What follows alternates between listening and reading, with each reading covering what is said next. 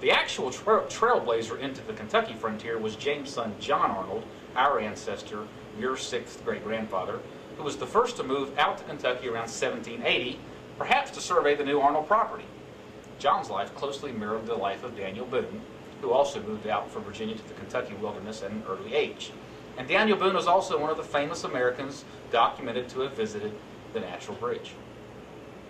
John's mother, Lucy, died just as she and his father, James, moved out to join John in 1782.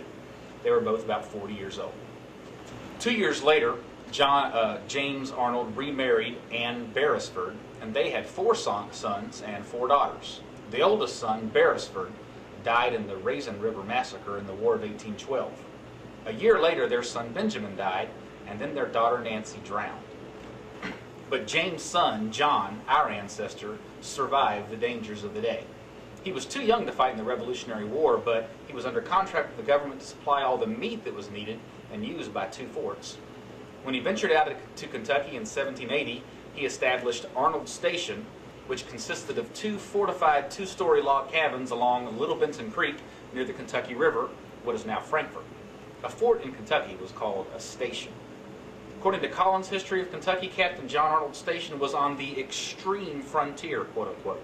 Collins and several other histories concur that Captain John Arnold was the commandant of a company of spies for several years, which patrolled the area around the Kentucky and the Ohio rivers.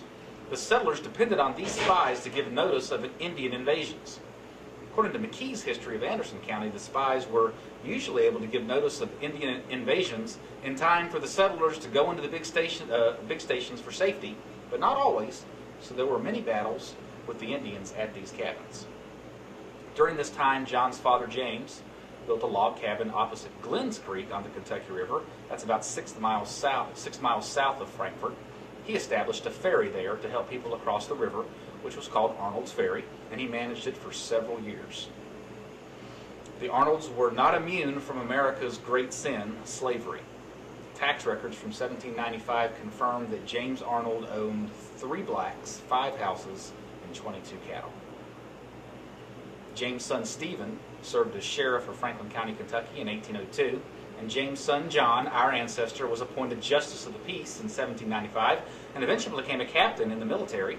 He actually served as a member of the Kentucky legislature in 1813, a fact I had corroborated by the Kentucky Historical Library.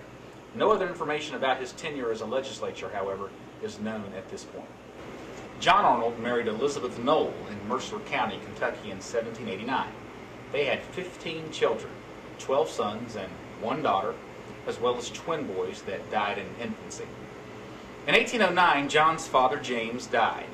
1 year later, his father's brother, Stephen, also died in a horse riding accident. A few years after that, Captain John Arnold got that bout of Arnold restlessness and moved on to Putnam County, Indiana. Captain John Arnold, the great Kentucky frontiersman, died in Putnam County, Indiana on June 24, 1836, around the age of 70. His wife Elizabeth also died in that same county.